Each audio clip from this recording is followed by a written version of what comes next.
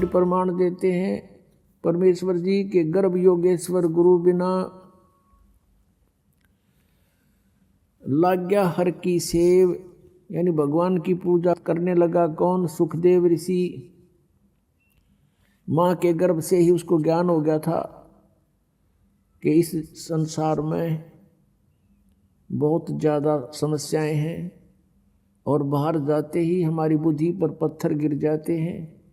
माँ के गर्भ में इस प्राणी को सब याद रहता है कि तेरा उद्देश्य क्या है और तू पहले जन्मों में कितने कितने कष्ट उठा चुका है, जिस कारण से 12 वर्ष तक माँ के गर्भ से बाहर नहीं आया। सुखदेव ऋषि, ब्रह्मा विष्णु महेश ने उनसे कहा कि आप बाहर आओ, नहीं तो यह मर्यादा बदल जाएगी। 12 वर्ष तक माताएं कैसे बच्चों को गर्भ में रखेंगी? 9 महीने में बहुत परेशानियां हो जाती हैं। तब सुखदेव ऋषि ने कहा था कि बाहर आते ही आपके तीनों गुण हमें चेतनाहीन कर देते हैं, पूर्व की कोई जानकारी हमें नहीं रहती और हम अपने उद्देश्य को भूल जाते हैं। अंदर से ही वार्ता कर रहा है सुखदेव ऋषि। और सुखदेव ने कहा कि मैं इस कंडीशन पर बाहर आ सकता हूं कि आप अपनी इस त्रिगुणमयी माया को रोक लो थोड़ी देर, जब तक मैं बाहर आऊं। तब उन्होंने कहा कि भाई इतनी देर हम इनको रोक नहीं सकते, हमारे बस की बात नहीं। हम कुछ सेकंड के भी कुछ हिस्से में रोक सकते हैं, ये समझ लो, बस सेकंड से भी थोड़ी समय में, इतनी देर में। तब सुखदेव जी ने कहा कि आप इतनी देर रोक लो इसको। इतनी ही देर में वो माँ से बाहर आया, माँ के गर्भ से बाहर आया।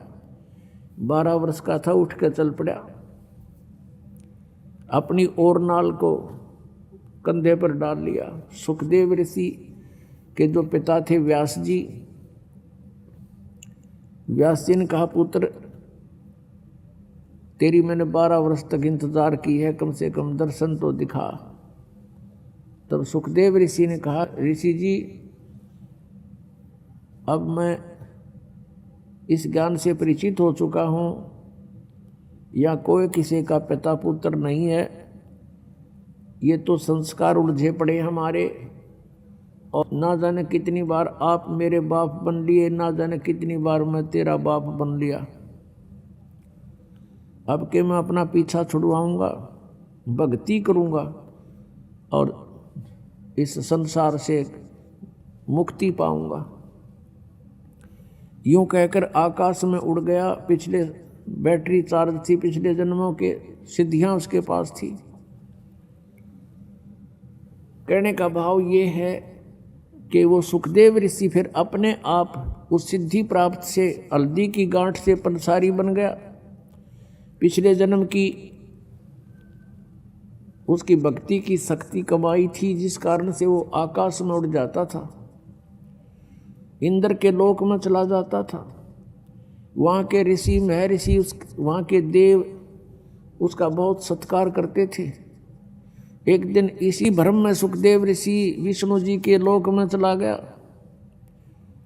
और वहाँ उसको एक स्वर्ग होता है प्रत्येक लोक में, रेस्टोरेंट जिसको कहते हैं, और स्वर्ग के अंदर उस रेस्टोरेंट में उसी व्यक्ति को अलाउड होता है जिसका कोई मान्यता प्राप्त गुरु हो। बिना गुरु के व्यक्ति को स्वर्ग में स्थान नहीं। जब सुखदेव ऋषि उस होटल में प्रवेश करने लगा रेस्टोरेंट में, पहरेदारों ने मना कर दिया कि रुक सुखदेव जी, आपका गुरु कौन है? ऋषि जी। सुखदेव ने कहा कि मुझे गुरु की आवश्यकता नहीं, मैं अपनी मर्जी से, अपनी शक्ति से यहाँ उड़ के आ गया हूँ। पहरेदारों ने कहा कि बिल्कुल नहीं, आप अंदर नहीं जा सकते, भगवान विष्णु का आदेश है कि बिना गुरु का व्यक्ति स्वर्ग में प्रवेश नहीं कर सकता। अब सुखदेव ऋषि ने कहा कि मेरी विष्णु जी से बात कराओ, इतना अंडी पाक रहा था। अब सुखदेव ऋषि ने सोचा था कि विष्णु जी मुझे शाबाशी देंगे और कमर थपथपावेंगे कि वाह बच्चा वाह, वाह महर्षि वाह, बहुत अच्छी भक्ति की, पहुंच गया स्वर्ग में, उड़ का आ गया।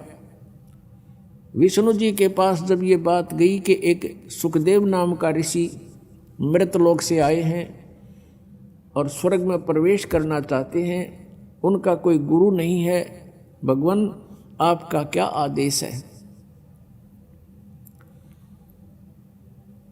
तो विष्णु जी ने कहा कि आदेश मेरा फाइनल है, आज को नया आदेश नहीं है, बस पार्ख दो, उसको मना कर दो। उन्होंने कहा जी हमने मना कर दिया है। वो कहता है मैं यही रहूँगा जब तक मेरी विष्णु जी से बात नहीं होगी, तब तक मैं वापस नहीं जाऊँगा। विष्णु जी बाहर आए और पूछा ऋषि जी यहाँ कैसे आए? अब सुखदेव ऋषि ने सोचा था भगवान बड़े खुश होंगे, भगवान के बोलने के लहजे से वो समझ गया कि ये खुश नहीं है। तब सुखदेव ऋषि ने कहा कि मैं स्वर्ग में विश्राम करने आया हूँ। विष्णु जी ने पार्षदों से पूछा भाई आपने क्यों मना कर दिया इसको, इनको, ऋषि जी को? पार्षदों ने फिर दोबारा दोहराया कि भगवान इनने कोई गुरु नहीं बना रखा, ये बिना गुरु के हैं। तो विष्णु जी ने कहा क्यों ऋषि जी, आपका कोई गुरु नहीं? नहीं जी। तो फिर आप प्रवेश नहीं कर सकते स्वर्ग में। अब सुखदेव ऋषि ने और अभिमान की डींग मारी, ने बोला जी पृथ्वी के ऊपर मेरे बराबर कोई और संत नहीं, मेरे जैसा शक्ति युक्त नहीं, मैं किससे उपदेश लूं? तो भगवान विष्णु ने कहा कि सुखदेव यह भी तेरी कमजोरी है, ये भी तेरी कमजोरी है, तेरे अंदर अभिमान बोल रहा है, जिस कारण से भी तू भक्ति के योग्य प्राणी नहीं है। आप जाइए राजा जनक से उपदेश लीजिए। राजा जनक गृहस्थी, उसके कई रानियां थी और सुखदेव ऋषि बाल ब्रह्मचारी। अब उसने न्यू कह करके कि आप जाइए और राजा जनक से उपदेश लीजिए, फिर साधना कीजिए, उस भक्ति की शक्ति से यहाँ आइए। यूं कहकर भगवान विष्णु तो अपने महल में रिटर्न करके वापस चले गए। अब सुखदेव ऋषि ने सोचा भाई बड़ी बात हुई है, तो राजा जनक गृहस्थी भाई और कैसे शीश निभाऊं जाई। अब ये दो सन्यास ले लेते हैं, साधु संत बन जाते हैं, लाल कपड़े पहन कर डटा वटा रखा के, ये अपने आप को सुपीरियर मानते हैं और आम जनता गृहस्थियों को ये हे समझते हैं। इनकी इतनी बुद्धि खराब हो जाती है और ये इनकी अपनी ये सोच है। पिछला इतिहास देख लो, जिन भी महापुरुषों ने परमात्मा पाया, जिनके गुण गाए जाते हैं, वो सभी गृहस्थी थे, बाल बच्चेदार थे। आदरणीय धर्मदास साहिब जी, आदरणीय मुल्कदास साहिब जी, आदरणीय नानक साहिब जी, एक दादू साहिब जो थे वो बाल बच्चे नहीं थे उनके, आदरणीय गीसादास साहिब जी, आदरणीय गरीबदास साहिब जी, गांव छुरानी जिला झज्जर वाले। तो कहने का भाव ये नहीं है कि बाल बच्चेदार गृहस्थी व्यक्ति पार नहीं हो सकता, और ये भी नहीं है कि जिसने शादी ब्याह ना करवाया वो भी पार नहीं हो सकता। सत भक्ति करनी पड़ेगी, मर्यादा में रहना पड़ेगा, और तो दोनों ही पार हो सकते हैं। तो यह भूल थी सुखदेव के। अगले दिन वहां से वापस आ गया, फिर उसी स्वर्ग में गया, कोमन स्वर्ग जो इंद्र वाला है। वहां पहुंचा तो सुखदेव का मुख कुछ ढीला था, चेहरे पर पहले वाली शोभा रौनक नहीं थी। ऋषियों ने कारण पूछा वहां देवताओं ने कि ऋषि जी क्या बात है, आज तो कुछ मुंह लटका रखा आपने, आपको क्या टेंशन हो गई है? तब सुखदेव ऋषि ने कहा क्या क्या बताऊं, एक समस्या अड़गी। मैं भगवान विष्णु के लोक में गया था, और वहां मुझे स्वर्ग में प्रवेश से मना कर दिया। इस बात को सुनकर अन्य जो ऋषिवर थे वहां बैठे थे देवता, वो कहने लगे सुखदेव बात बताओ, भगवान तो बड़े प्रसन्न होते हैं, भगवान विष्णु तो बड़े प्रसन्न होते हैं साधु संतों को देख करके, कोई गलती गड़बड़ है वह बता। तब सुखदेव ने बताया कि उन्होंने इसलिए मना कर दिया कि मेरा गुरु नहीं था। तो जितने भी वहां बैठे थे उसके आसपास, जो पहले उसको बहुत अच्छा महात्मा मानने थे, सभी ने कहा कि सुखदेव हम तो तुझे बड़ा विचारवान व्यक्ति मानते थे और आज आप निगुरे फिर रहे हो, धिक्कार है तेरे जीवन को। और दूसरी बात, एक बात बता, जो भगवान ने भी तुझे कह दिया कि गुरु बना, अब अग्रम अग्रम कैसी रखे हुए तू। तब सुखदेव ऋषि ने कहा कि एक समस्या आ गई। भगवान विष्णु जी ने कहा कि राजा जनक से नाम ले ले, और कहते राजा जनक गृहस्थी भाई और कैसे शीश निवाऊं जाई। सुखदेव बोले वचन विवेका, हमने स्त्री का मुंह नहीं देखा।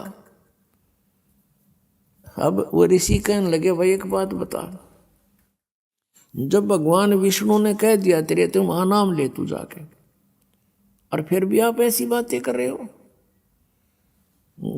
देखो बिना गुरु के आपके पिछले जो संस्कार हैं, आपकी भक्ति शक्ति है, ये कुछ दिन चलेगी, सदा नहीं रहेगी, और अगले जीवन में गधे की योनि में भी जा सकता है प्राणी।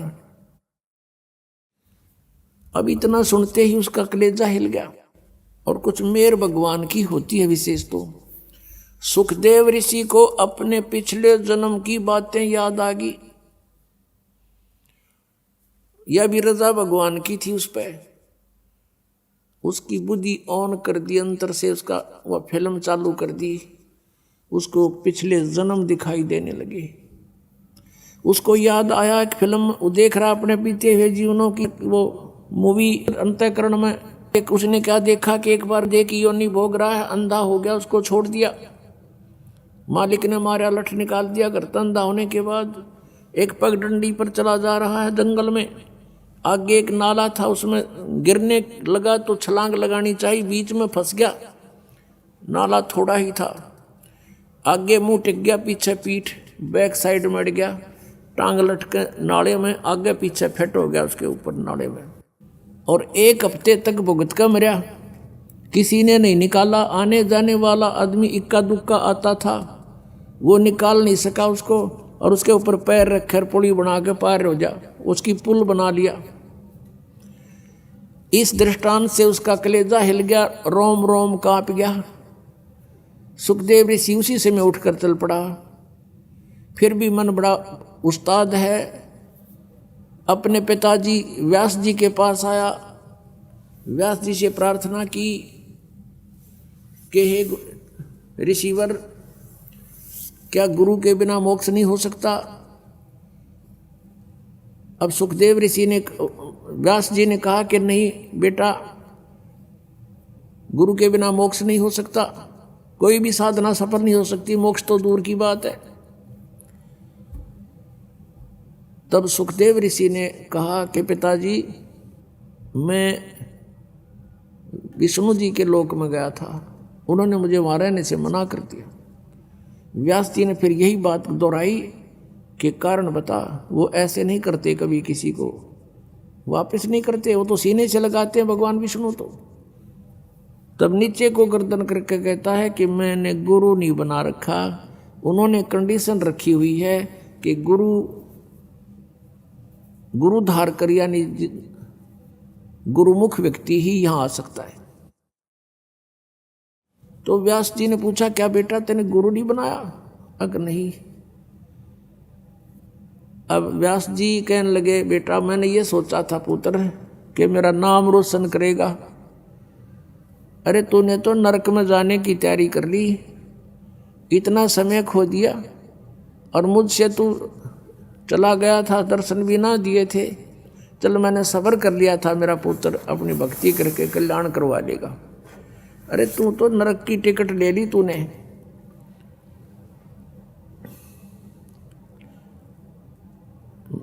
तो कहते हैं जो ऋषि साधु संत होते हैं वो एक के सुर में बोलते हैं, एक ही उनका जो विद्वान पुरुष होते हैं एक ही हिसाब की बातें करते हैं, उसमें अग्रम अग्रम नहीं होती, कोई कंसेशन नहीं होती। तो सुखदेव ऋषि ने कहा कि भगवान ने एक समस्या पैदा कर दी। उन्होंने कहा कि तू राजा जनक से नाम ले ले, और राजा जनक तो बाल बच्चेदार है, उसकी कई रानियां हैं। अब मैं उसको कैसे प्रणाम करूंगा गुरु रूप में।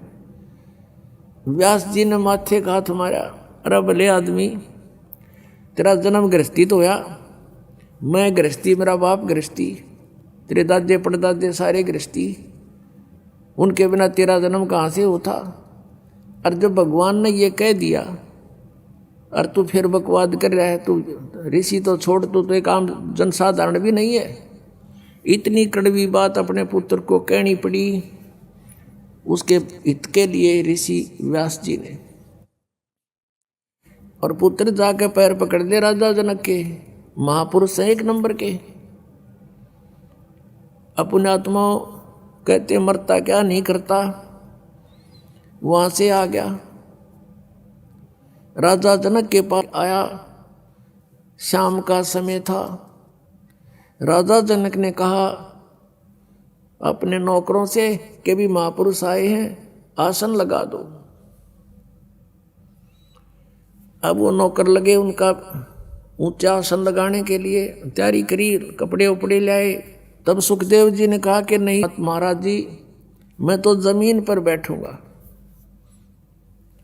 अब राजा जनक ने कहा कि हे महात्मा जी, मेरी बेइज्जती मत करो, आप महापुरुष हो, हम गृहस्थी व्यक्ति हैं, हमारा दर्जा जमीन पर बैठने का है, आपका उच्च आसन पर बैठने का है, आप ब्राह्मण हैं। सुखदेव ऋषि चुपचाप नीचे बैठ गया कि नहीं, मैं आपको गुरु बनाने आया हूं। अब यह राजा जनक का जैसे नहीं कि एक ब्राह्मण क्षत्रिय को गुरु बनाने आ गया। और उस समय तो बहुत इनके अंदर जो है ना महत्व था, अपना महत्व मानते थे, अभिमान था ब्राह्मणों में, ऋषियों में।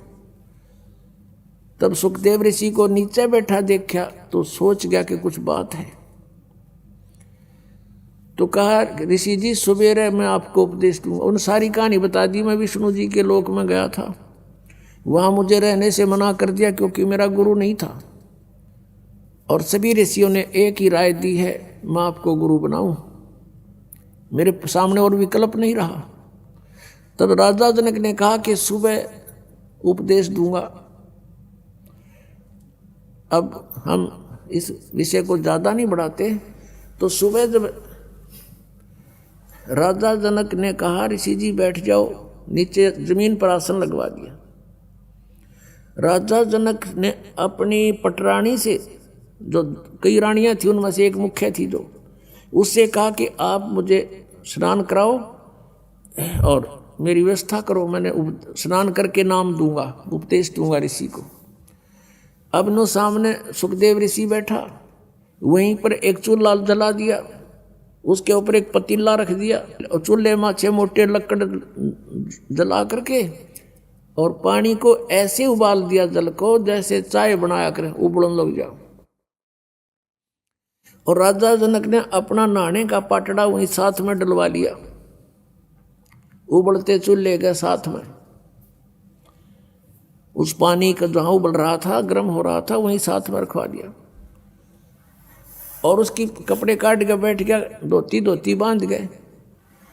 उसकी पत्नी जो मेन जो रानी थी, वाइफ थी उसकी, वो क्या करती है, उबलते पानी में तो उबलते पतीले में से लोटा भरे और राजा जनक की चोटी में गिरे और हाथ से नवावे। और उधर से सुखदेव ऋषि नो सुकड़े पाछे नोवे, अगदड़ेगा यू। वह फिर लोटा डाले, जब वो पाछे न सुकड़े अगदल गया। राजा जनक देख रहा था उसकी इस गतिविधि को और कहा व्यास के पुत्र, तू तो बाल ब्रह्मचारी, मैं गृहस्थी व्यक्ति। मेरे स्नान करने के बाद जो ये पानी बह करके नाली में जा रहा है, गटर में, इसमें उंगली दे दे बेटा जब जानो तो किसा योगी है। इन्होंने बोला मैं ना दूं इसमें उंगली, मेरी तो उंगली ये जल जाए, इतना गर्म है तो मैं ना गलती करूं ऐसी।